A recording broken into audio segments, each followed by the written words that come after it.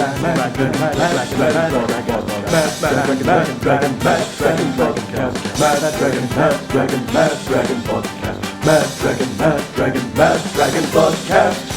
g'day, ladies and gentlemen, and welcome to the Mad Dragons vodcast. We've got a cast of few on tonight. We've got just Matt Hassler and Joe Hickory joining me this evening.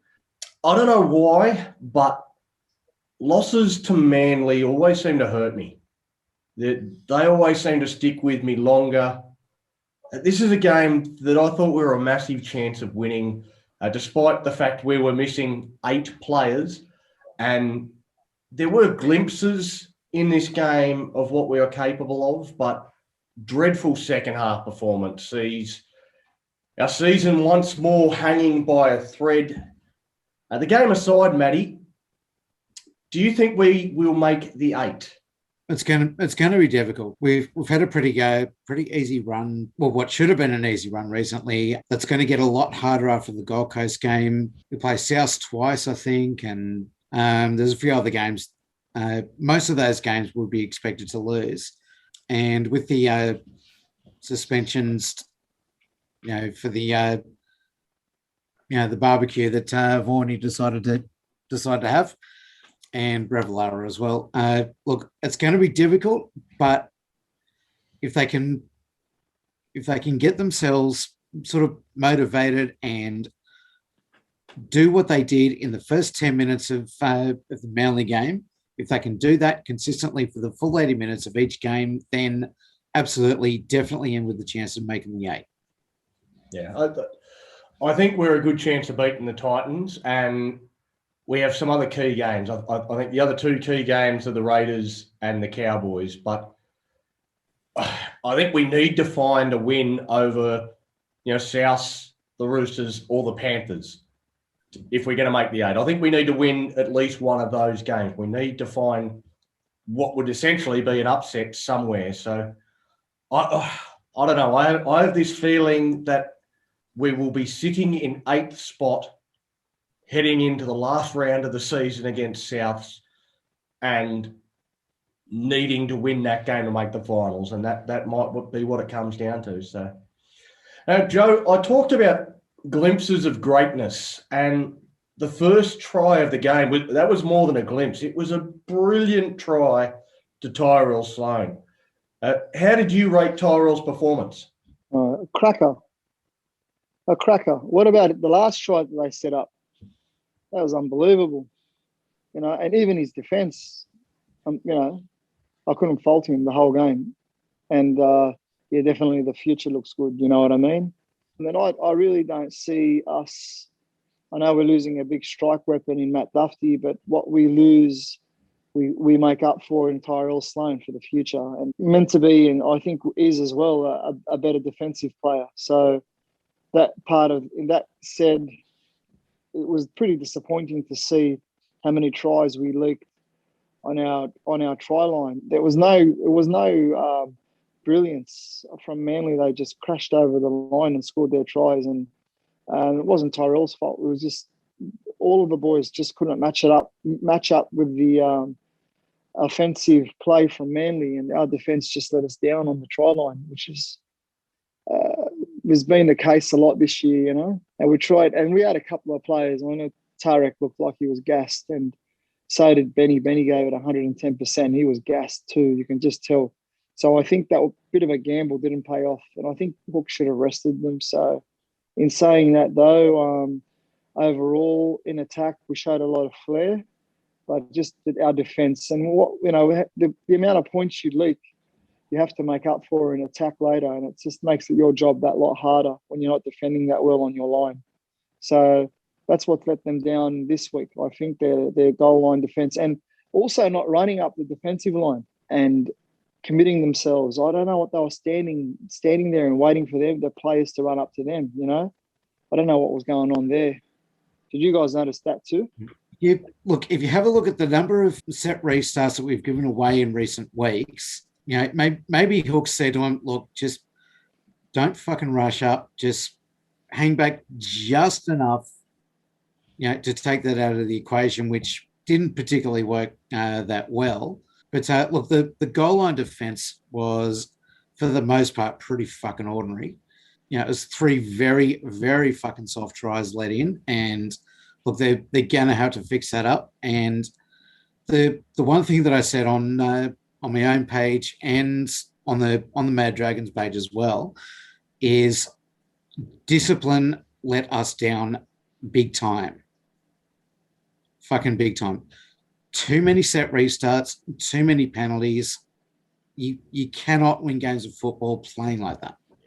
In terms of the line speed, Joe, I think that's become a St George Illawarra Dragons default.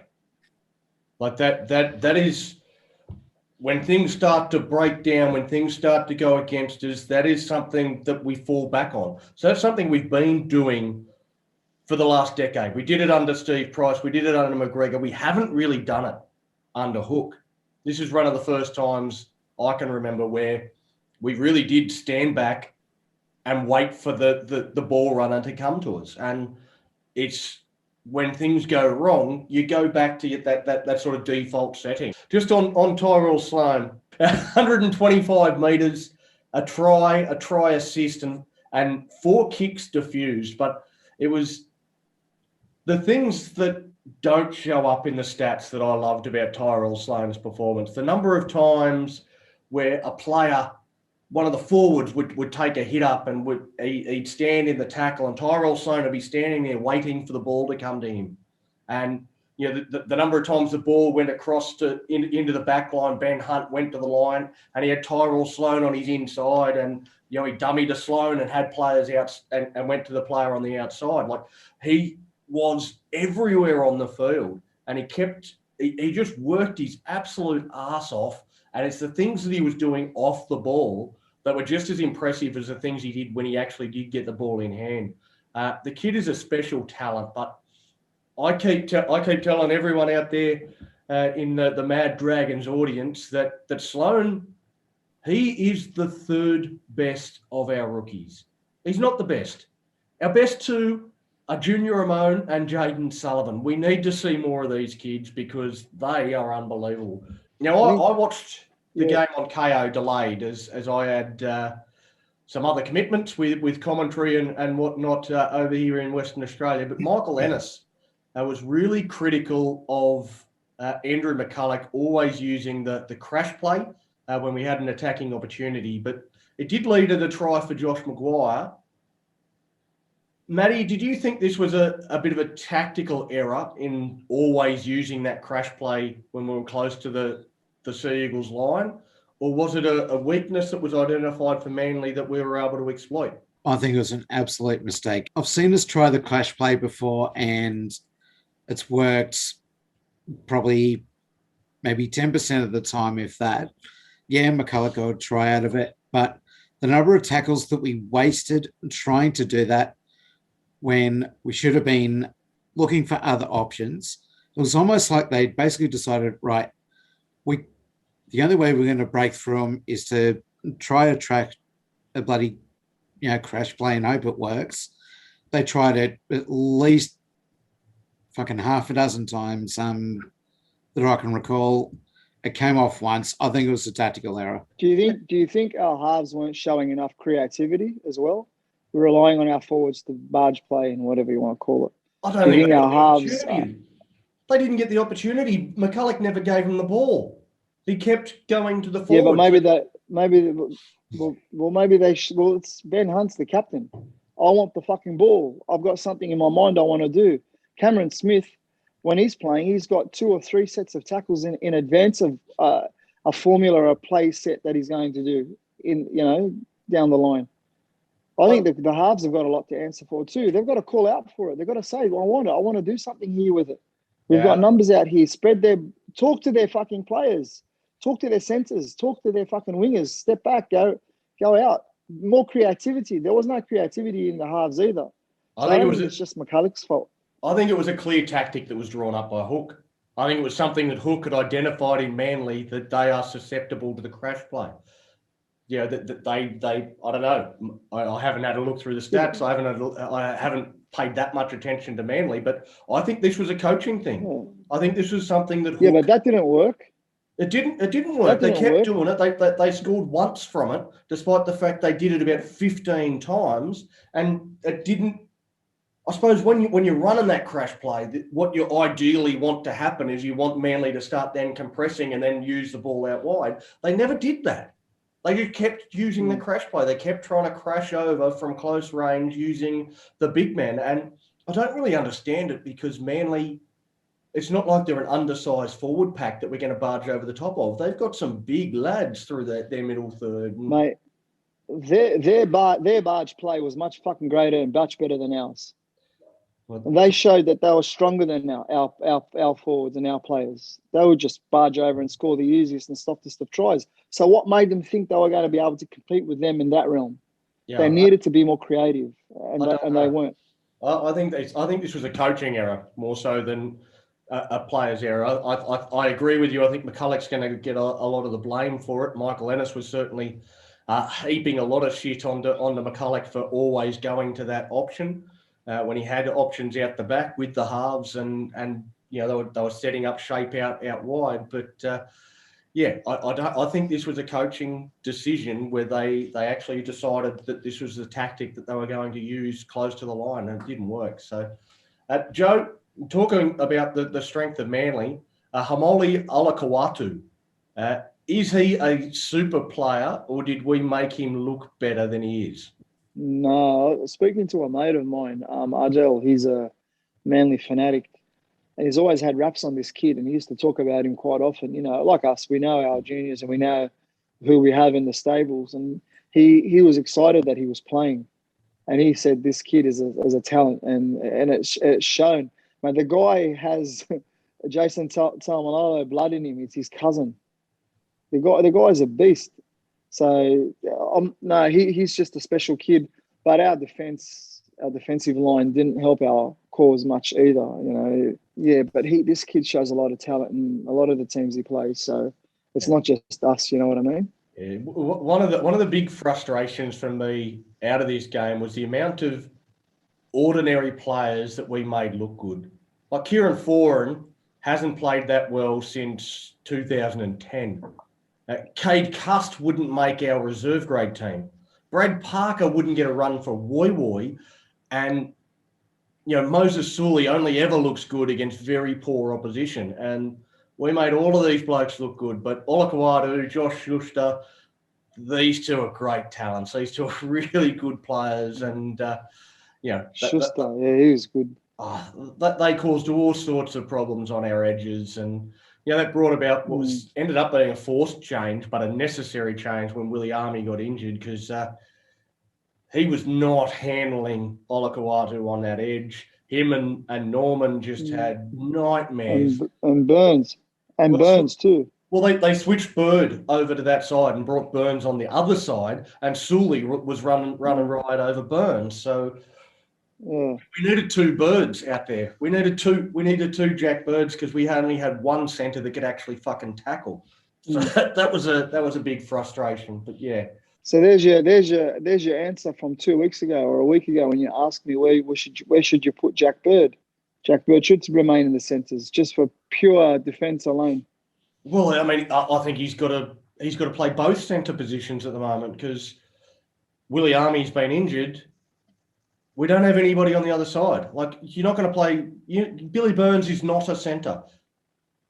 This is like, I'm not a big Billy Burns fan. I don't rate the kid at the moment. I don't think he's up to NRL standard at all. But he's a second rower. He plays his best footy when he plays in the second row. When he plays in the centres, if you're going to judge him based on what he's doing in the centres, then you're not judging him fairly. But the fact is that that's all we get to see. Because that's the only place that he gets a chance to play. Where are the Fengai brothers? Where's Max and the other those Fengai brothers? Well, Max, where are they? Max had a concussion against the Sharks and hasn't played since. So you think about how long ago we played the Sharks? That's a long time out with a concussion. So that's got to be quite concerning for a kid that's as young as Max is. To have a concussion that lasts that long. So I don't know. I don't know where he's at. Matt's been back for a while. He was playing some good footy in reserve grade before COVID happened. He's been playing in the centres too. So hopefully he's an option. Hopefully he's a kid that gets looked at and gets an opportunity to come in and do it. But if he does have both of them, if they have a weakness, it's defensively. So I think that there'll still be some big question marks if he does come in into the centres this weekend. So.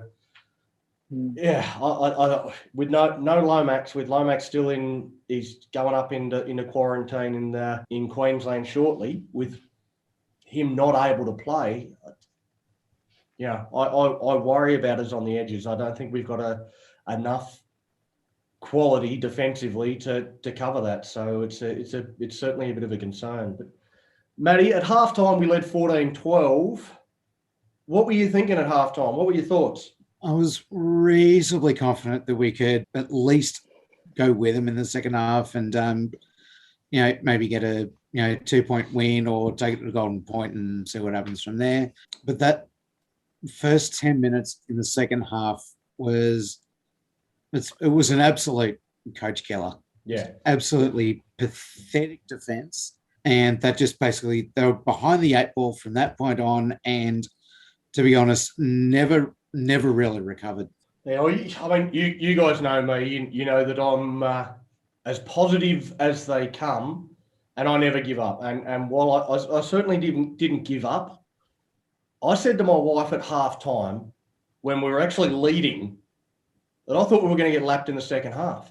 We worked so hard in that first half. We worked our arse off in that first half. Every single player gave 120% in that first 40. And we only led by 2 points. And we looked exhausted. Every one of the Dragons players walked off the field like they were done.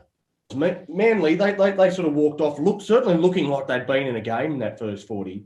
But it was another day at the office for them. They were walking off, looked like they were ready to go for another 40.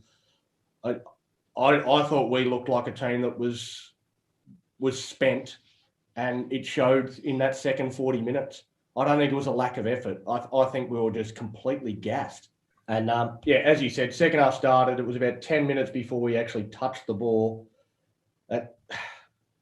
Matty sort of covered it a little bit there, Joe, but what did you think of our start to the second half? Yeah, well, what start? We didn't start until the 60th minute. We were defending the first 10 or 15 minutes.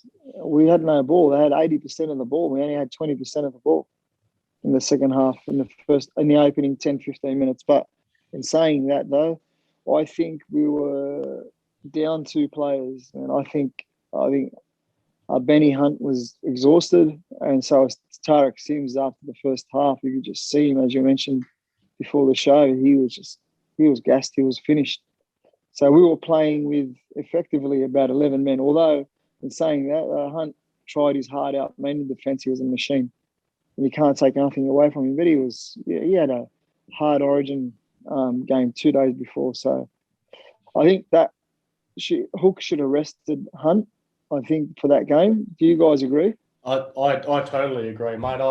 I said all week that Hunt did nothing wrong. He didn't go to the bloody barbecue. No. Why are you going to punish him after he's played a tough Origin game where he's had to make 41 tackles in the middle of the field? Man of the match, being targeted by the New South Wales big men. They ran at him all day, and he didn't take a backward step. He did everything that was asked of him in that State of Origin game. It was a tough performance from him. To ask him to then back up 2 days later, I thought was unfair. I know he's the captain and he's on big money and you expect him to do that and all that sort of shit.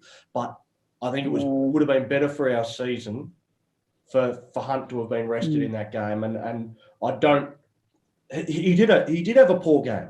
I don't think that if you had Adam Clune or Jaden Sullivan or Junior Ramon that came in and played that game, I don't think they would have played as badly as Ben did. Yeah, I fully agree. They would have had a bit more energy, you know what I mean? And a little bit more enthusiasm because he was gassed, man. And that wasn't because he wasn't trying. The guy was fucked. So at the end of the day, Hook rolled the dice and didn't pay off. So I hope he's learnt from this. But again, no one's perfect. And, when we'd sit here, we can become critical of players and we become critical of coaches and things like this. And what's happened and what went wrong. In this case, and I say this with all due respect because I respect Hook a lot as a coach, but he stuffed up. This was a bad call. He shouldn't have played Ben Hunt. I mean, even Tarek Sims, but with a forward, you can rest it. You can rest the forward on and off. In the interchange. He comes off the field, yeah. But he comes off the field anyway. So I wasn't too sure about that. But Benny Hunt was expected to play 80 minutes, man. He was fucking rooted. So anyway, I've said my bit. So it's too late now. It's water under the bridge. And let's just say I've never looked forward to waiting for a Tuesday team list than I have been in the last couple of weeks. And I will be for the next 3 weeks just to see what they come up with. Because I think he should have rested Ben Hunt. And it's not like we don't have the stock in our sheds that could have played in Ben's spot, like you mentioned. Easy Adam Clune, Junior Moan, and Bud Sullivan. Any one of those threes would have had a better game than Ben Hunt. And I know hindsight is a wonderful thing, but at the end of the day, man, 2 days before, and he played a key role in that Origin series, in that Origin game, rather, and he was man of the match, made 50-odd tackles, scored 2 tries. The guy was gassed. And, yeah, I would be very, very surprised if he's going to be giving him a hard time or a lot of training drills this week. I reckon he'd be resting him if I were him. Maybe some ball running skills and stuff like that. But yeah, nothing too heavy for him this week, I don't think. I think he should rest him. What do you guys reckon? Mate, I think discussions like this is where the Thursday Night Live show is absolutely perfect, because that's where we say what we think, not in hindsight, but what we think in the lead up to games, and we can be judged on those thoughts after the game happens. And I think there was quite a few of us on Thursday night saying that we didn't think Ben Hunt should play. So, and having watched the game now, it looks like... That's what I was scared of. That's what I was scared of. When you guys asked me, I said I want to be on the fence. I was the only one that was a bit worried about losing the game. And it was because of this, because of Ben being gassed. That was what scared me the most. But yeah, and I was right. Yeah. But anyway, what would I know? I'm not a first-grade coach. No, absolutely. None of us are. But we're fans, passionate fans at that. So despite the fact Manly had put a bit of space between themselves and us, they did invite us back into the game a few times, I thought, in that second half. And we had opportunities to have another come from behind victory. But despite the fact our defence was woeful, we also lost a bit of spark in attack, wouldn't you say, Matty? Absolutely. I mean, Joe touched on it a minute ago. Benny was absolutely gassed. Corey Norman did, fuck all as usual. Look, he's on the list. We'll get him. There was just that lack of sort of a spark that as good as Tyrell Sloan is, I don't think at this stage he quite has the X factor that Duffy does. Does do we win if Duffy plays? Maybe, maybe not. I don't think so. Think so. Our attack was unimaginative at times, and we gave Manly quite a few sort of very soft outs. I just don't think our attack was up to where it should have been. Should Benny have been rested? Maybe, maybe not. But I also have to wonder, and again, hindsight's a beautiful thing. I think that might be the title of this episode. Hindsight's a beautiful thing. I could tell in the first 15 minutes, Tarek Sims was absolutely fucked. He was absolutely out on his feet after 15 minutes. Now, let me put this to you, boys. Assuming that the Paul Vaughan barbecue doesn't happen and no one gets suspended as a result of that, does Tarek Sims play that game? Probably not. I don't think Ben Hunt plays either, but I think both the Origin players get rested if Vaughan's barbecue doesn't happen. If Vaughan's barbecue doesn't happen, Zach Lomax plays, Terrell Fuamano plays, Matt Duffy plays, and it's a completely different ball game altogether. Kate Ellis is available, but probably doesn't play because I don't think he's in our best 17. So, he's not my best 37, to be honest. I think we've got worse players than Kate Ellis, and that's saying something because he's nothing special. I think there's a lot of blokes that are holding places in a first grade team, but I don't know whether they're first grade players. Okay, Joe, we're going to do something a bit different now. This is write your own adventure. You have two choices. Would you like to talk about something positive or something negative? Positive. I'm a positive guy, man. Positive? All right. Positive. I thought you might pick positive. If I had a guess, I would have picked positive. Jack DeBellin. Pretty good performance, mate. What were your thoughts on Jack's game in the front row? Jack's just Jack, I don't think there's much of a difference between a lock and a front rower, to be honest with you. They're in the middle. They do the same sort of workload. They do the same sort of yardage and do the same sort of tackles. So Jack's just Jack doing his Jack things, making his fucking axing tackles and brilliant. He had some good touches with the ball too, I found. So I see every week there's like a 5 or 10% improvement in his game, and he is a world-class player. Got eligible for Papua New Guinea. Did you know that, for the World Cup, young Jack? I did. But, I did see that. Oh, yeah, imagine him. But he's my boy, man. I'm a big Jack. I'm a big Jack DeBellin fan. There's not enough credit. I know he cops a lot of punishment, Millwood, but he's responsible for keeping these juniors together and keeping them at our club. So I think he gets bashed a lot for his selections and players that he chooses to try and get into our club and whatever. But he doesn't get enough credit for keeping these juniors at our club and not losing them to other clubs. So, so I reckon in the future, we're like a future Penrith Panthers team in the next 2-3 years. But we just have to be patient, I reckon.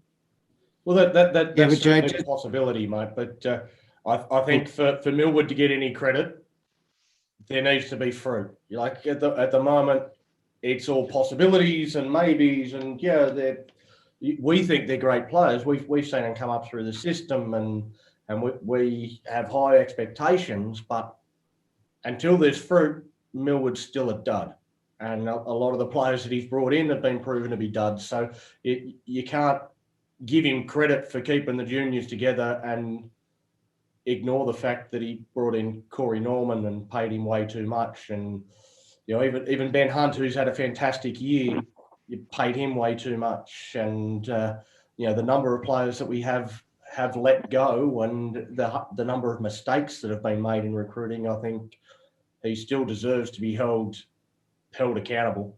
Anyway, we're about to run out of time on this first one, so we'll take a quick break, and then we'll be back with the second half, and I'll give Matty the negative one, and we'll go from there.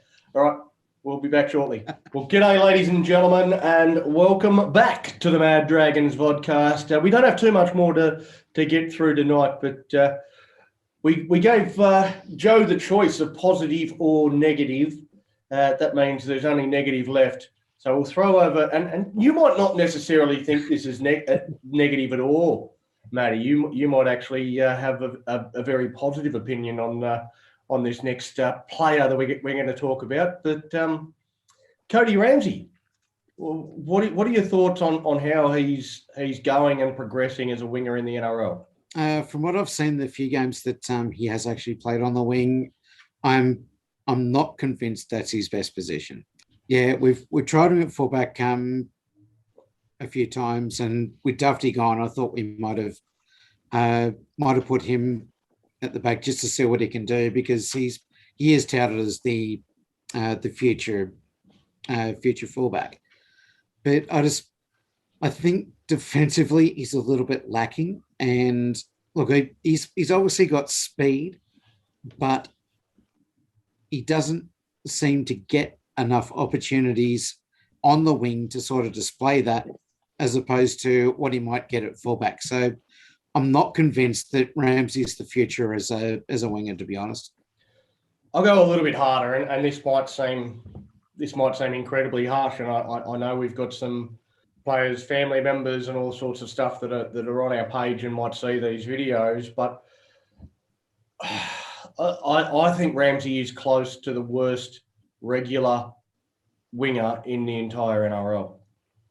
I don't think there is another winger in the NRL that averages 70 odd metres a game. I don't think there'd be another winger in the NRL this weekend that ran for 34 metres.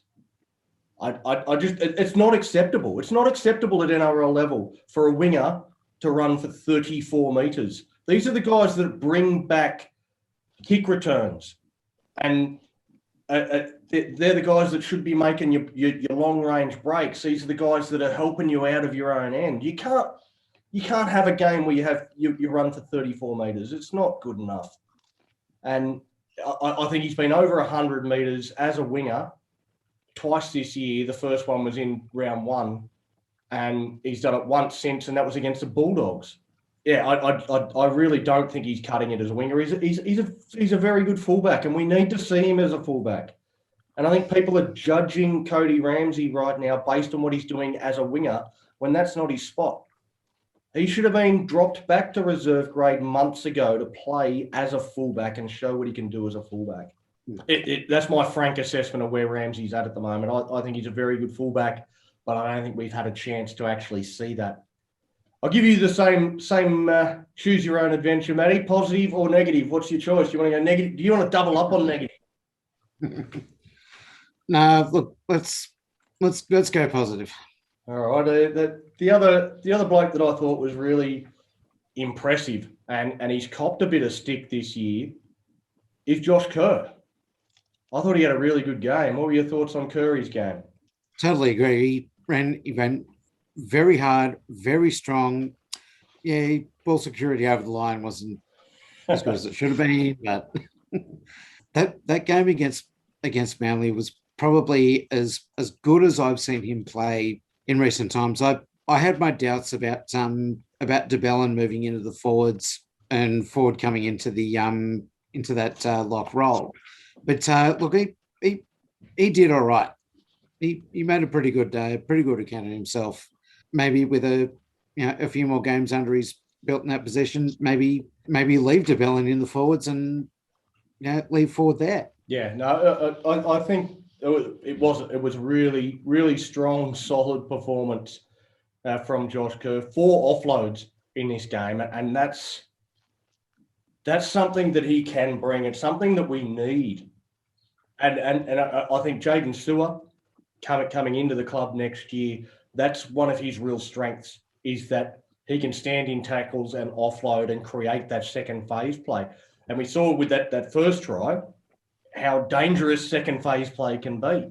You catch teams on the back foot when they're out of position, they're out of shape, they're not set, they're not ready for you to be coming at them. When you can create that genuine second phase where you're putting the player that you're offloading to into a better position than you are, it's deadly. It is deadly. In the current game, breaking down the structures of teams is the key to winning games of football.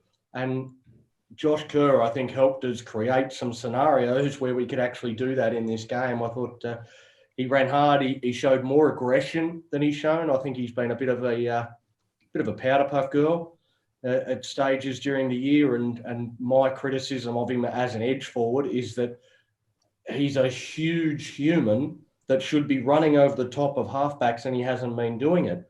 And when we isolate him with a player, he should be running over the top of them. And I think he certainly showed the aggression and the intent to try and do that in this game against Manly, and I'm hoping for better things to come. All right, Joe, I know you don't like to be negative. I'll give you the choice. I've actually got 2 because I was expecting Benny to be on the show, so I've got 2 negative ones. So you choose. Who do you want to talk about, Corey Norman or Billy Burns? Oh man, Flip a coin, mate. Yeah, I'll take Burns. Right, go. Rubbish. Shouldn't be in first grade. God love him. And I think it's only because we don't have much choice at the moment. I don't know what they're thinking in the centres. those Manly fellas just steamrolled him over the try line. Him and Corey Norman. I don't think he should be in the starting 17. Should be in reserve grade. And yeah, I think that experiment's failed. But I don't know. It'd be interesting to see what the coach does. I don't think he's a first grader, but that's just my opinion. And I probably don't know much about rugby league. And just as a punter's point of view, I don't really think he's that good of a player defensively, especially. Just defensively, really, for me. Yeah. What do you guys reckon? I've been really critical of him defensively. I think in attack, as a second rower, not as a centre, as a second rower, he's got some skills. We saw that line that he ran for that try that he scored against Canberra. I think a few people got a little too excited about that. Like it was a good line. It was a good try. But it was one play over the course of 80 minutes. And I don't think that's enough. I don't think you can get away with one decent play in a game and consider yourself to be absolved of all guilt. So I think he's got a lot to work on, and defense is a key area. My biggest thing with Billy Burns was that he got dropped. He got dropped down to reserve grade, and what you want to see from a bloke that gets dropped down to reserve grade is for them to force their way back into the starting lineup. The week before he got picked in first grade, he had 13 missed tackles.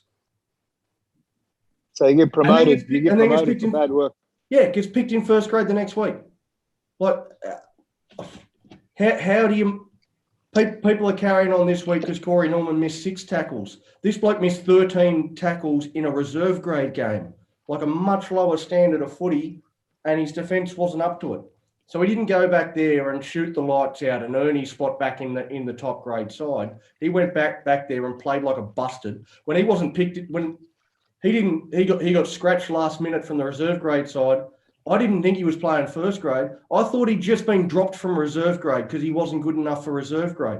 Like the fact that he then showed up and sat on the bench and played in the top grade, what does that tell anybody else? What does it tell the rest of your players when someone that is not performing at the lower level then gets promoted to the top grade? I don't think that's the right message. Well, Jaden Sewer next year and Francis Molo coming. Our forward pack definitely is going to be a lot better. And like I said, man, I'm looking forward to next year and the year after. I think this year is all trial and error and trying to salvage what we can of the year and see what players are going to remain and go. So, he's definitely one that I'd let go of, that's for sure. Joe, have you got any players that you sort of earmarked in particular that you think should be missing this next game? Yeah, I'd like to put Clune in for Corey Norman. Put him in the halves or Genya Amon. Yeah, I'd like to rest Norman, and I'd like to Fui Mayano can come back this week, can't he, boys? Yes, he can. His one match. He did his 1 week last weekend, so he's back. Or he can play in the centres with Bird, and then maybe Bird can miss out at a game against Canberra or something. I'm more concerned about the centres, you know what I mean? That's what I'm concerned about. It's a big worry, isn't it? It's a big worry. Yeah. Yeah, Phil Milano is actually probably not a bad option, I suppose, to bring into the centres. That's not one that I sort of immediately thought of, but he's a great, obviously a really good defensive player and can lock that in. So that's not the worst of options at all. All right, boys. Yeah. Matty, your last thoughts on either the game against Manly or the upcoming fixture against the Titans? Look, I'll go to the Titans game. It's an absolute must-win. We've got a few very, very difficult games after that. If we're going to make the 8, we cannot afford to lose this. We need to put our absolute best side possible on the field. So, Corey Norman, have a rest, son. Sorry, I had to say it purely because Mick's not here to defend him. Well, somebody's got to shovel shit onto Corey Norman because Benny's not here either. I'm not shoveling it. I'm running it down from on high. The first 10 minutes against Manly was pretty bloody awful. The second half, first 10 minutes of the first half was pretty awesome. of the second half, yeah, exactly. I know what you mean. But look, first 10 minutes of the first half was, fucking brilliant. If they could keep that up for 80 minutes, would have beaten them by bloody 30. But look, cannot go to sleep for the first, 10, 20 minutes of either half against the Titans. Otherwise, we will lose that one as well. So needs to be best team, best attitude, and go Dragons. Yeah, well said, mate. I totally agree. The game against the Titans absolutely must win. Joe, your last thoughts, mate? Yeah, the Titans game. I'm a bit more confident about the Titans game than I was about the Manly game. Trying to marry the two games in together. I was on the fence last week about Manly, and rightly so, because I was a bit worried about Ben Hunt backing up, and my thoughts were right. That I'm more confident. They're all fresher. There's going to be some new faces coming back into the team next week in key positions. So it's a must win. And you asked earlier on in the night whether or not I thought we were going to make the 8. I don't believe we will, only because of this interruption. I don't think if we had T-Bones and Beers at Vaughnies, we probably would have made the 8. But I think this has really derailed our season with the missing of players here and there, and so I honestly don't think we'll make the 8. That's just my opinion. I hope I'm wrong, and I hope we do make the 8, but I don't think we will. That's just my thought. Yeah, well, I suppose my thoughts are I think we still can make the 8. I think we're still a very good chance. I think we're 50-50 chance of making the 8 at this point in time. But I've said ever since the Bulldogs lost that was the game. Losing that game, that was what put us out of contention for the 8. That was what put us under pressure to have to win a game against a team that was in the top 4. And I haven't wavered from that at all. We're still in that same situation. This loss to Manly, that hasn't changed our scenario to make finals. It hasn't changed at all. I think that was an opportunity lost. I think anytime you come up against a Manly side that has no Tommy Turbo, no Daly Cherry Evans, that's an opportunity. That is an opportunity that we had against a team that was higher than us on the ladder. That was an opportunity that we could have taken, and then all we would have, if we beat Manly in that game, all we need to do is beat the teams that are below us on the ladder, and we make the finals. Now, with losing that game, we've got to find an upset somewhere. We've got to, the Roosters, I'm sure, I know they're down on troops, but they've got to have some players that are starting to come back. Penrith, again, they're a side that's, not playing as well as they were at the start of the season. They're missing both their halves at the moment, and that might be a game that we can take advantage of, but I'm not sure whether one or both of their halves will be back by the time they play us. And we've got 2 games against South, and South's pretty unconvincing today against the Bulldogs. So, they're not unwinnable games.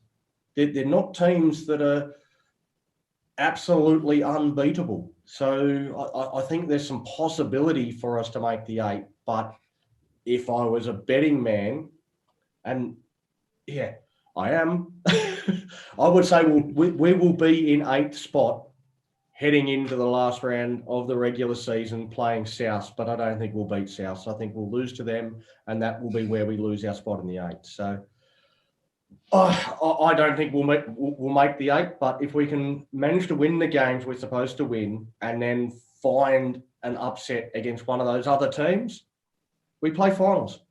And who knows, once we make finals, then we can make some noise, maybe knock out one of the more highly fancied teams. Wouldn't that be brilliant? Wouldn't that be a great way to finish what has been an awful season? And if we don't make the 8, it's going to be one we look back on and there's a lot of what ifs. There's a lot of games that we should have won. There's a lot of things that happened during the course of the year. If the crackdown that started on Magic Round didn't fucking kick us right square in the nuts, would we have been okay? If Vorney's barbecue didn't happen, would we have been okay? There's so many different things that have happened during the course of the year that have derailed our season. Yeah. And can someone, for Christ's sake, tell Ravalawa you're only allowed to tackle around the fucking legs now? Well, he's only tackled around the legs.